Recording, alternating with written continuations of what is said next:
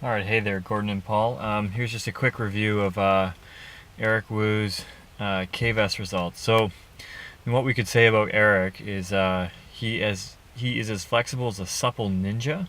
That the amount of separation he gets in his body is pretty insane. Um, but what we'll do is just quickly go over what these graphs mean. From this line here to this line here, this is the backswing. From here to here is the downswing. And this marks the transition, and the Kvest marks the downswing by the movement of the hands back down or a change of directions. The green line is the torso, the red line is the hands, and the brown line here, brown line is the hands, red line is hips, and green is torso. So what we can say from a point of efficiency is that his takeaway is inefficient. We would like to see more stretching of these lines right away, but we can see this little dip here is his hips are actually starting this pattern first. So it's like the first thing to start rotating too fast. Then we have things starting to come along, so then it looks like his hands start to follow with his torso kind of lagging behind. So we sort of say things are a little out of sync right here. But this amount of separation he's getting between the lines is pretty indicative of his flexibility. And we can see that halfway through the downswing, his hips are actually starting to change directions, which is quite good. But the one problem being is that when we think about sequencing the peak speed, as in when does each segment hit its top speed and then transfer that power to the next, we can see that the timing's off, and in this case the torso is actually outracing his hips. So his hips start, but the torso is outracing the hips, and finally the hands finish. We'd also like to see quicker acceleration of his hips and quicker deceleration. We like the acceleration of his hips, but we're not crazy about the rate of deceleration either. So this is his transition at the start of the downswing. 1, 2, 3, hips, shoulders, hands. We like that. Peak speed sequence, we're not crazy about this. It means that his torso finished first, then the hips went second, and the hands went third.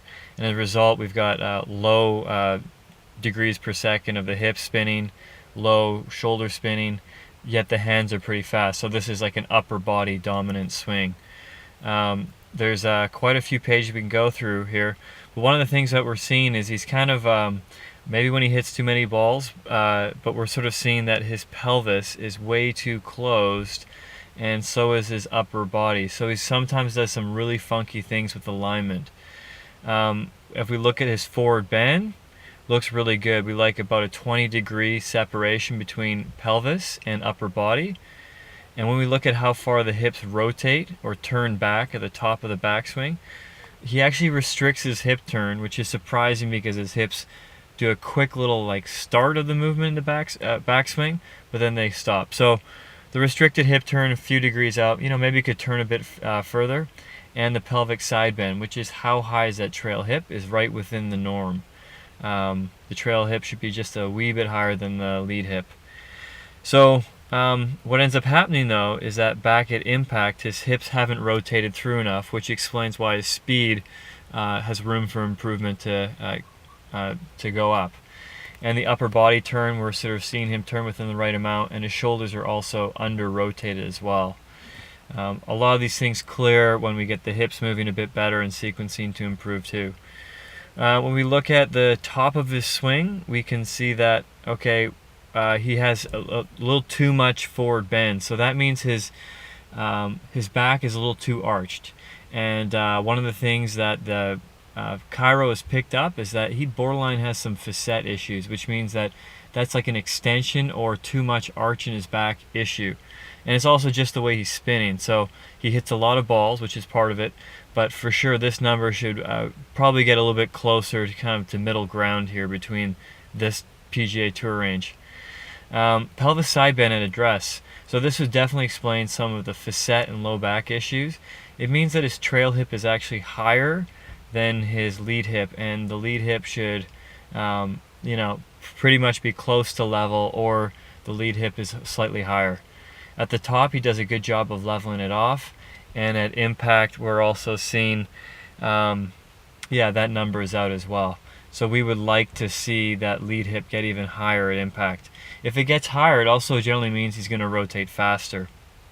Here are the main things that are out here. So at impact, his upper body is rotated too far.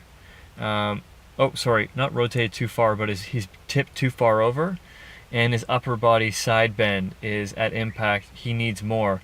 So we want to sort of see these numbers sort of switch. We'd like to see his, as a lefty, his left shoulder lower at impact. And we'd like to see this number, or him kind of stand up a bit, so to speak. And then upper body side bend. It kind of suggests that he would benefit from having his left shoulder a little bit lower. And all those things will improve takeaway, timing, and sequencing as well. So, yeah, anyways, we can go through even more graphs. This was an example of one of his like mishits or a bad swing, and this is an example of a better swing of his. So we can see he has the right sequence, he has the right peak speed, which everything is accelerating. We can see that he's also spinning appreciably faster through all the things, and his hands are a little bit slower, which is probably a good place for him to start.